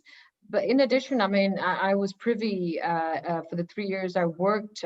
This Foreign Direct Investment Task Force was actually a Brexit task force, but it wasn't called a Brexit task force, being very polite. It was called Portugal In, and the idea was to attract investment from other countries to Portugal. But really, the government had this approach of bringing investment to north and south, to all regions. Agricultural investments in the Alentejo, the Rede Nacional de Incubadores. So there's a national network of incubators all across the country where startups are being encouraged to, you can organize your startup visa if you start up in one of these incubators. I mean, I think it makes complete sense, but I'm very happy to say that, unlike the UK, where we have huge regional differences, and for years, London, there's been this north-south divide, and that's what's causing a lot of the political problems, that London was a big beneficiary of hugely compared to Manchester, say. That is not the case in Portugal. So, I'm pleased to report that the investment is being encouraged to be spread all over the country in many different ways. Very good. We're going to move on to a question from Dennis Redmond. It's a golden visa question. It's a very relevant question. So what is the situation after the government announced a phase out the golden visa and the proposal of real estate and builders, contractors, to move the limit to 650,000 euros? Will either of these two tracks advance or not? Right, gentlemen, ladies, who would like to venture into this? They're only proposals at this stage. Yeah, the only thing at the moment that is approved, Parliament approved the idea or the notion for the government to change the visa program and move it to interior regions. To change immigration laws in Portugal, it has to be approved by Parliament, not the government. So it has to go through Parliament first and then the government. So at the moment, the only approval that's in Parliament is to move the visa to interior regions, which at the moment, the government haven't even defined what those interior regions would be. So they're only proposals, and there's nothing set in stone, and there's nothing actually physically happening at the moment. We just have to wait and see if the government make any announcements before the end of the year. But as it stands, in terms of increasing it, there's nothing in Parliament that's talking about that. They're only talking about removing it from Lisbon and Porto and more towards interior regions. And it may well be that some common sense will come into their heads, as this country is going to need a lot of inward investment, and that those proposals, which were proposals pre-COVID, the economic consequences of COVID, in my opinion, are absolutely disastrous, and a little bit of common sense needs to come into the equation. I agree. I think an important thing here as well is to look at the budget. The budget for next year has IMT levels and stamp duty levels as the previous 2-3 years. And if you're going to remove the golden visa program, you can't achieve those levels of IMT and stamp duty. So I think the government are already giving us signals that they're not going to change things. I do agree it's something they'll look at in the future, but I think in the imminent right now, that Parliament approval was done in February, which was, as Charles says, prior COVID. I think that there'll be a sort of a little bit of a backtrack on that, or it'll be shelved for a while now. Because just to add one last thing onto that, what we have to remember, or what the powers that be have to remember, is that Portugal is not the only country in the world with a golden visa scheme. So if you try and force people to buy in poor areas with no capital appreciation because they've been left out, and the client wants to buy in Lisbon because that's where his aeroplane arrives, and you're going to force him away to Cyprus. You're not going to force him to Castelo Branco or somewhere like that. He's going to go completely, or Madrid, yeah. So I'd like to say one more thing, and completely agree with both of you that this was done pre-COVID. And the other major thing to consider is that this timeline between that decision and now, when there was supposed to be a speed up of people being able to fly here and actually make transactions. Well, you don't need to come here for anything except your biometrics, as David pointed out, but people need to get here to do their biometrics. So, and some people want to see what they're buying. So we've lost a year in effect. So at least that has to be taken into consideration by government. So on one hand, I'm saying let's wait and see, but on the other hand, I'd like to say if you're going to kickstart your investment process and you know what you want, do it now. Yes, indeed. I just one more point regarding golden visa. We know that it's something created in all countries to facilitate the investment in each country and the coming of people. But we need to understand that this will have an end, and I don't know if it will in the next year. I believe that will be, because we know that several countries in Europe are already talking about finishing or reducing the golden visa. And the question is, and I think Chitra mentioned quite well, that we have different visas, different situations and different approaches, and Portugal always adds quite facilitate the integration of people coming, and we need to understand that we need to arrange different attractiveness to bring people to Portugal. So we still have vehicles to do that, and we need to change a little bit our mindset related to golden visa. It's not the unique way. Very true. Joshua was referring. Let's hope that it maintains for some more time, because it will help. But we need to keep this. I can touch on that slightly as well, Patricia. The complaints in the EU are not so much for the Portuguese visa, it's more for the Cypriot and the Greek, because they're done through investment. So basically, if you invest into Cyprus, you need to keep that investment for the whole term that you have your passport.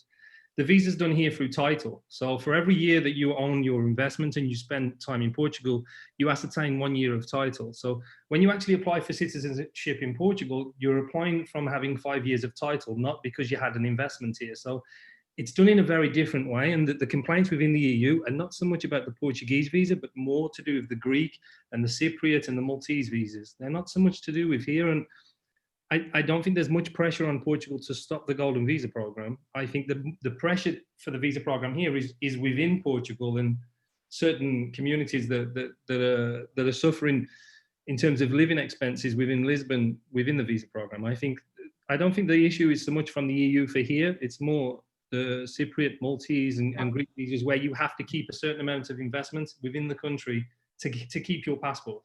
Right, that's it. Yep, that's it. No more golden visa. There's so much to say on this. No. I mean, Stop. We are getting indisciplined. I'm going to intervene. Enough golden visa. Okay, time thereafter for this, where we have motivated questioners. They may contact all of our wonderful speakers. We're going to have a question. Oh, a nice simple question. How prevalent is fiber optic internet? Pretty much everywhere, only in large cities? Question mark from Mr. Durham. A quick response, please, about fiber optic network, fiber optic internet distribution in our beautiful country. Who feels I answered that on the chat, but someone else can choose to answer.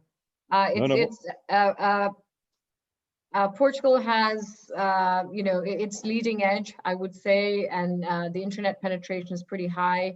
If you go to my LinkedIn, there is a Why Portugal is Attractive as a Tech Hub presentation from ICEP, Portugal Global, the Trade and Investment Agency of Portugal. And I've put it up on my LinkedIn profile. You'll find a nice presentation. They're explaining much more than how is the internet in Portugal. So please do. And I'll send it to Anne Taylor to send it to all the participants if you want. Super. Thank you very much, Chitra. We have a question regarding the MLS. As there is no MLS, I assume that there is no appraisal process. How does one figure out a fair sales price? Is there a general rule of thumb regarding the listing price and what to offer, i.e. 20%? Can I start on that? I think there isn't a rule of thumb, and it rather depends what you're looking at. If you were looking at an apartment in a block of 100 apartments and they're all the same beast, they're all 2 bedrooms or 3 bedrooms, then of course there will be a rule of thumb as to the value of each apartment, taking into account its orientation, etc., because they'll all be the same size. In a lot of the market, you're dealing with an individual property in its own gardens, where you don't have a direct comparable. Yeah? And I mean, it might sound unfortunate, but Portugal is not the most transparent real estate economy in the world. Yeah? It's very different from when I started in it, however many decades ago it was. Yeah? and much improved, then the multi-listing system, that's not going to happen here in Portugal. It just goes against the grain and the mentality, and I think it would take a long time to get that sort of system accepted here. You can, for example, if you go to Holland, you can look up the price of what a house sold for over the last 30 years. All that is here in Portugal. You can go to the land registry, and if you want to dig through 1,000 documents, that information is available, but it's not information that is readily available to the man on the street by looking on a computer screen like we're doing now. So I'm sorry to say, you will have to accept that it's not such a transparent market in that sense, especially when you're looking at individual one-off properties, which is a lot of what my business is about. Very good. So if I might add to that also, hello?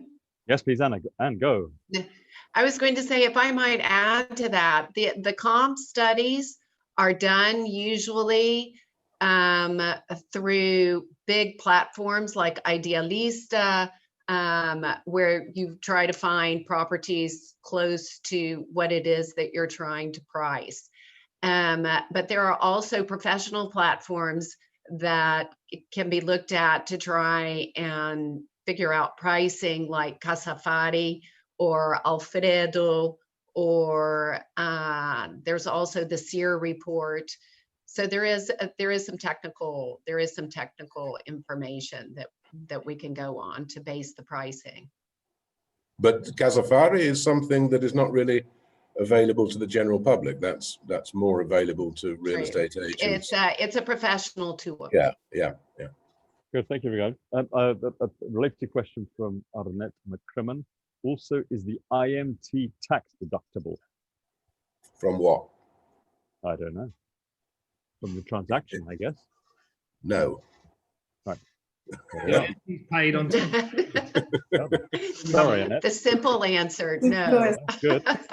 We have like a that. very varied level of IMT. The most you'll pay is 6% on residential. No, it's gone up. It's gone up. It goes up to 8%, but it's deducted. So 6% is the most you'll pay net. After you can pay up to 8% with deductions, but the highest is 6% net that you'll pay on top of your purchase price. It's 6.5, I think, on commercial. And 6.5 on touristic. And touristic, yeah, sorry. But residential, 6%, 6.5 on commercial. Just so that on taxes, they will pay what they call IMT, which is the transfer tax on the property. They will pay 0.8% of stamp duty, and they will pay land registry fees of about €300 for re-registering the property in the new name. And that's basically it, above and beyond their lawyers' fees. So that is a major difference when purchasing property here in the United States, because we don't have these taxes. And oftentimes when you're dealing with Americans, that's one of the first things that they need to be informed of. Yeah. Thank you. Right, we're going to move to the office market. We have an interesting question from Luis Carneiro. He asks, which will be the impact on the office market caused by teleworking during the COVID-19 pandemic and beyond? I think this is a question for Patricia. I was expecting that, Andrew. In the office market, of course, we had some, some reduction and quite strong, I would say. But we already understood that offices will transform themselves, but will not reduce significantly. So what we are facing, and we have a strong department in architecture, mostly in offices fit out. So we know quite well what are the changes that we are living. We are providing consultancy on that point, and mostly we are redefining the office space. The number of square meters cannot reduce much when we have the need of having collaborative spaces, more space per person. So we actually are seeing some intentions on some companies that were already looking for offices that want some more space or didn't change their intentions at all. So I'd like what we to will add live the different workplace, you know, we were already in a changing process of having more collaborative offices, more individual spaces for a phone call or for a vehicle or something. But now we will definitely integrate these in our way of living the offices. But we cannot see the office life and the company's life in a big change. We definitely understood with COVID lockdown, we understood how important it is to be with our colleagues, to relate to be close to each other, and have physical interaction with all our colleagues. People are not to be at home working all the time, but of course we know that once or twice a week people will go at home. In terms of concentration, they will gain with that. We already understood that also, but we definitely need to come back to the office some days in a week. Yeah. Sorry, Chitra. Yeah, sorry. No, I'd just like to add, because we also, you know, moved into commercial real estate development a few years ago, and we pre-sold a turnkey project to AJS. So, you know, there are two big buildings being built at the end of Park of Nations, at the end of Avenida Dom João II, at the Park of Nations, and one of them is the AJS building that we are building as a turnkey project, which was a forward-thinking project as well, already considering a lot of these collaborative spaces, etc. But we are now in our education hub, which is, you know, the school is only the anchor project for the big education hub that we've got.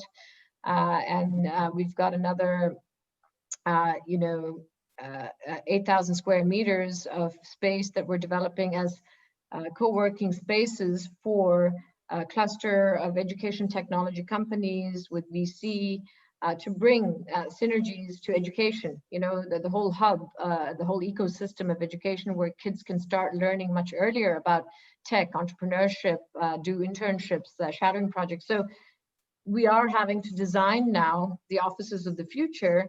And I agree with you, Patricia. I mean, you know, working from anywhere, working from home is definitely one thing. I've had to spend quite a lot reinforcing what we have at home, because now we have 8 people working from home, my children, my parents, you know, so the bandwidth, you know. However, the office space, as in education, as in universities or schools, the physical face-to-face isn't going to disappear.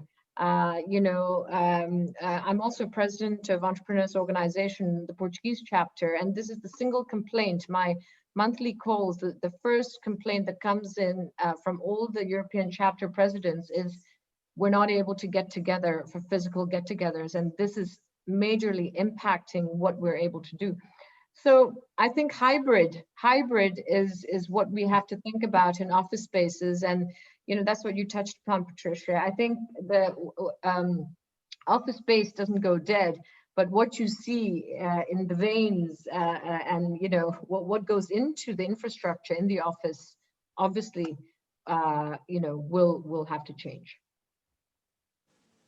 Very good, thank you. We have 2 more questions, and we're at 16:50, so we're in good time. Andrew and everyone else, I'll have to go. I'll take this. You pointed out that it's 16:50, so goodbye, everyone. You can contact me on LinkedIn. I have a meeting at 5, so grande beijo, okay? Beijinho. Ciao. Bye-bye. Thank you. All the best. Bye. Okay, thank you. All right, so in the closing minutes, a question from Christopher Hansen. What percentage of US Portugal property purchases are all cash versus with loans? Question. Difficulty of obtaining finance. Question. What's your experience? Brokers and realtors present. Charles might have a different perspective on this to me, because we deal a lot more with the investment and the visa. So the majority of the business that we do is cash, and I've seen very few. I've seen probably around 4 mortgages in the last. Well, I've not seen any since COVID-19, but prior to COVID-19 last year, I've probably seen 4 or 5 mortgages. That was about it of all the business that we did. Charles works more in a different kind of market to me, and more luxury homes, and maybe he sees more than what I do personally. Well, as we know, just to deal first and foremost with, let's say, the golden visa, the person cannot raise a mortgage for the golden visa. He has to be bringing in to Portugal his own money. Yeah? Mm-hmm. If he's buying a property for 500,000 and to get his golden visa, then he must bring all of that money into Portugal through the Bank of Portugal and show that it was his money. If he wants to buy something for 1 million and still only wants 1 golden visa, 500,000 has to come with his own money, and then he is free to apply for a local mortgage for the balance. Yeah? Mm-hmm. I would say that the majority of people that we deal with in the residential market, they don't need a mortgage, but very often they take a mortgage because the rates are so low that it's very attractive to do so, and they would prefer to keep some of their own money when rates are as low as they are. And it's not difficult to raise a mortgage on a property here in Portugal. It's obviously subject to status. You will find that banks will advertise that they will lend you 70 or 80%, which is not actually what will happen at the end of the day, because the lending is based on what's called loan to value, and the banks will send an agency out to value the house from the purposes of the loan. It's got nothing to do with the sales price. That valuation will almost always be 20, 30% lower than the sales price. So they will therefore lend you 80% of that amount that was already 20% reduced. Yeah? Because since 2008, the banks now want to see you put more of your own money in. Before, they were lending you 95% inflated valuations, all sorts of tricks were going on. But now it's much more realistic. So I would say if you're looking to borrow money on a residential property of, I don't know, say €1 million, then don't look to borrow more than about 550, 600,000, because that's the real ratio that you'll get, 55 to 60% of what you've paid. Anne, would you like to comment? Anne, you're muted. In your experience, are you hearing me, guys? You hearing me or not? Yeah. I'm hearing you. Yeah, Anne. No, we've lost Anne. Oh, sorry, Andrew. My internet connection is. Oh, I was giving you a Shaky. way in. Right, we forget you. No, we're gonna have to forget you. No, you've gone tricky and you're frozen. So we're gonna go to the last question because Theo's about to jump in. It's great to get the last question. The last question. Then, hold a second, Theo. Plenty of time. Plenty. It's an interesting question. David Dell, I think it says, or Doll. I can't see properly. Anyway, David, great question. If you had 500,000 euros to invest, would you make multiple small parcels or one large parcel? Which would provide the most opportunities? Please assume that the money would be leveraged with a 50% LTV. Good question. Who'd like to take that? Nobody. Come on. It depends on the area that you're looking at and the properties that you're looking at. For me, central Lisbon, it would have to be into one property, not multiple. You would be buying, very, very small studios at best, and you'd maybe get 2 of them. You'd want to put that into one nice property on a nice street that could give you a good return. So for me, it depends on the area that you're looking at. But if you're looking central Lisbon, I would be putting it into one property myself personally. Charles, I would imagine in your area, you couldn't get multiple properties for that. Well, on that budget, we have about 7 garages. But But I do think that if you are a foreign investor and you are considering buying multiple properties or one property, if that's not your core business, then centralize it and have one property. Otherwise, you're in danger of creating yourself with 3 headaches, which you're going to have to manage at distance, and it's not your core business. So I would say conglomerate. Obviously, if we'd start talking millions, then of course that's a different thing, but then it becomes a whole business. Yeah. But if what you're hoping to do is to have them wash their face financially whilst you own it or them, I would go for the one rather than the multiples. Good, Charles. Any more comments before Theo closes us down? Well, I think that's it. Listen, I think we managed to answer, or you guys have managed to answer all the questions. I've just sat here under an olive tree, so it's fairly easy for me. So I've certainly enjoyed this. And from my perspective, thank you to the speakers.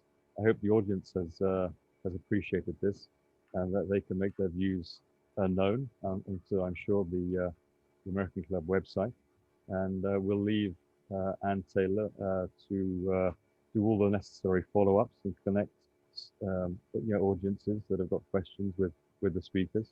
So with that, thank everybody very much. Lovely to meet you. If I haven't seen you, have not met you, I haven't seen you before. So thank you. Over to Theo.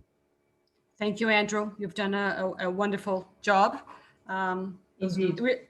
Sorry? Indeed. Yes, Thank you. it was very interesting to listen to all this advice and wisdom. And if you have any other questions, as Andrew said, and I said at the beginning, Ann Taylor will give you everybody's contact so you can get together either for now or for the future. I'd like to point out that since we have a lot of real estate members in the club, either in businesses or personal ventures, that in the future, when COVID allows us, we will promote networking, real estate events and dinners with more guest speakers. So we hope in January to be able to promote these events. Let's see how things go. The other, I'd like to, 2 more notes. One is that if our members that are listening and that have listened have any other topics that they would like us to promote or approach, please send any topics to Ann Taylor, and we will be glad to get together any webinar for any relevant subjects that you think are worthwhile analyzing. And last but not least, I'd like to thank our media partner, Essential Business, and Chris Graham for helping us in this webinar. That's about it. Thank you, everybody. It's been interesting. See you soon, and stay safe. Anne? Thank you. Thank you very much. Bye. Bye-bye. Bye. Ciao. Thank you. Cheers. Bye-bye.